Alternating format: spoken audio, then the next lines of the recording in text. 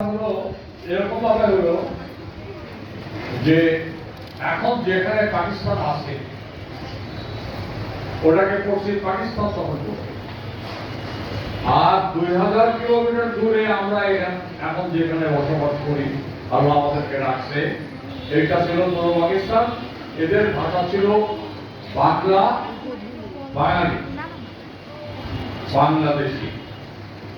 আর পাকিস্তানের ওদের কয়েকটা প্রজাতি আছে, পাঞ্জাব, সিন্ধি, বিভিন্ন রকম আছে, তারা সেসব ভাষায় কথা বলে।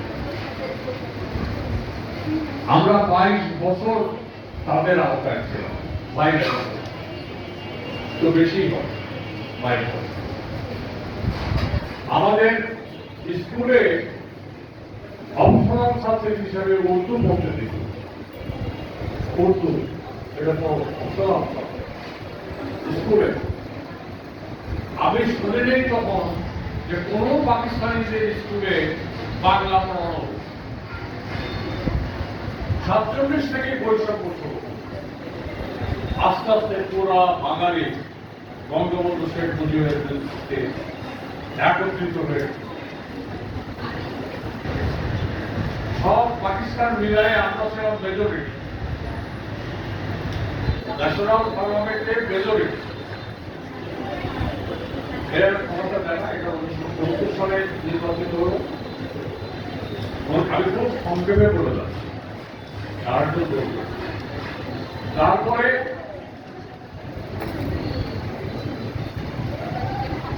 আমাদেরকে ক্ষমতা দেয়। এইভাবে 1971 সালে ক্ষমতা না পাওয়ার জন্য 7ই মার্চে বঙ্গবন্ধু যে ভাষণ দিলেন, এইটা কোন বেশি আপনারা সবাই জানেন, প্রত্যেকেই জানেন, জানতে হবে। এরপরে আবার বর্ষার নাটকও করা, এখন আমাদের সিদ্ধান্ত পাঠানা করবো। আমরা বসে 24শে মার্চ, 25শে মার্চ বসে 25শে মার্চ রাতে ওরা পাড়ায় পাকিস্তান। আর এগুলো যে পাকিস্তানি সৈন্য ছিল ওরা নিরীহ, ঘুমন্ত, তখন ইপিআর নাম ছিল, ইস্ট পাকিস্তান রাইফেলস, তাদের উপর অতর্কিত গুলি করে মেরে ফেলে।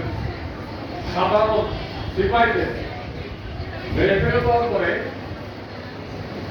রাজারবাগ পুলিশ লাইনে নিরস্ত্র পুলিশ ঘুমাচ্ছে তখন রাতের অন্ধকারে এসে মেরে ফেলে। তারপরে নিরস্ত্র মানুষকে মেরে ফেলে। আমরা 26শে মার্চেই হাতিয়ার উঠাই। 26শে মার্চে প্রত্যেকটি জায়গায়, এই আমাদের পাবনাতে প্রচুর পাকিস্তানি বাস করছে। উদ্দেশ্য কিছু নাই, ছিল না।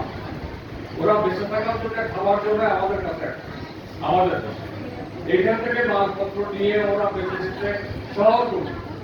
এ ছিল তাদের উদ্দেশ্য, আমাদেরকে ক্ষমতা দেয়। আমাদের যে যারা ক্ষমতা চাইলেই বলে যে ভাই সাহেব ইসলাম খতরে মে হ্যায়, তার মানে ওরা বুঝে তো আমাদের ইসলাম দেখাও দেখাও ওদের ভাষা পিছনে দেখাও, দাঁড়াও, বলে দাঁড়ায় কাশ্মীর তো হাতে কাটা পড়ে না। কাশ্মীর তো কাশ্মীরে আমরা আমাদের মধ্যে নিয়ে আসবো, দখল করে নিই। হিন্দু হওয়ার দুশ্মন। এই দেশে যত হিন্দু ছিল তারা পাকিস্তানিদের দুশ্মন। তো আমাদের দেশে কিছু লোক নামছে, ওটার ইতিহাস আপনারা পড়লে জানবেন। আর ওটা জাতি আমরা একত্রিত না, ওদের সাথে থাকবো না, ওদের সাথে চলল যুদ্ধ। এই যুদ্ধ করতে করতে শেষ পর্যায়ে যায়, এখান থেকে বহু মানুষ চলে গেল ভারতে বেঁচে থাকার জন্য, আশ্রয় দেওয়ার জন্য। নিরস্ত্র লক্ষ্য পায়, নিরস্ত্র রাস্তায় অস্ত্র নাই। আমাদের বয়স তখন কত হবে? 19 হবে। মানুষের কয়েকটা কার আছে, শিশুরাও শৈশবকাল, যৌবনকাল, প্রৌঢ়ত্ব, তারপরে বৃদ্ধ। এই কয়টা কালের মধ্যে মানুষের জীবনের সবচেয়ে গুরুত্বপূর্ণ কাল হল, সবচেয়ে কাজ দেয় বাবারা একটু শান্ত, বাবারা একটু শান্ত। সবচেয়ে গুরুত্বপূর্ণ সময়টা হলো যৌবনকাল। ওই সময় লেখাপড়া শেষ করতে হয়, টাকা পয়সা উপার্জন করে, চাকরি বাকরি করে, ব্যবসা। আমরা জীবন উৎসর্গ করার নিমিত্তেই গেছি যে আমরা আমাদেরকে শেষ করে দিব, কিন্তু ওদেরকে সরাবো। আমরা দেশ স্বাধীন করবো, তখন আমাদের মানুষ ছিল 7.5 কোটি। এই 7.5 কোটি মানুষ যেন সুখে স্বাচ্ছন্দ্য সুন্দর একটা দেশ নিয়ে তারা যেন তাদের ভবিষ্যৎ বিনিময় কি করবো, আমরা আমাদের জীবনকে আমাদের যে ট্রেনিং সব সময় একটা সামরিক যুদ্ধ ট্রেনিং করতে হয় 2 বছর 6 মাস। আমরা এই সামরিক প্রশিক্ষণ নিয়ে যুদ্ধের কৌশল নিয়ে আমরা যুদ্ধে নামি এবং পাকিস্তানিদের মুখোমুখি যুদ্ধ। আমার সাথে যে আসছে আমার ছোট ভাই মমিনুর রহমান বড়, ও করছে ভিতর ভিতর দেখতে, ও সুন্দরনগরে করছে, আমি 8 ঘড়ি 8 ঘড়িতে বিশাল যুদ্ধ হয়। সেই যুদ্ধে আমরা সামনাসামনি আমাদের ওদেরকেও মারি, আমাদের 10টা ছেলে শরীর আমরা জান দিয়ে গেল। এখন আমাদের এই দেশে আপনাদের ছেলে মেয়ে আপনাদের আত্মীয়-স্বজন এই দেশকে আমাদের সত্যি আমরা আপনারা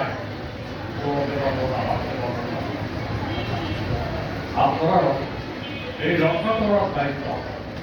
তবে এবং যদি সঠিকভাবে আপনারা রক্ষা করেন, আমি রাজনৈতিক সমস্যা বলবো না, যদি ন্যায়সঙ্গতভাবে রক্ষা করেন তবেই আপনারা ভালো থাকবেন, তা না হলে ভালো থাকবেন।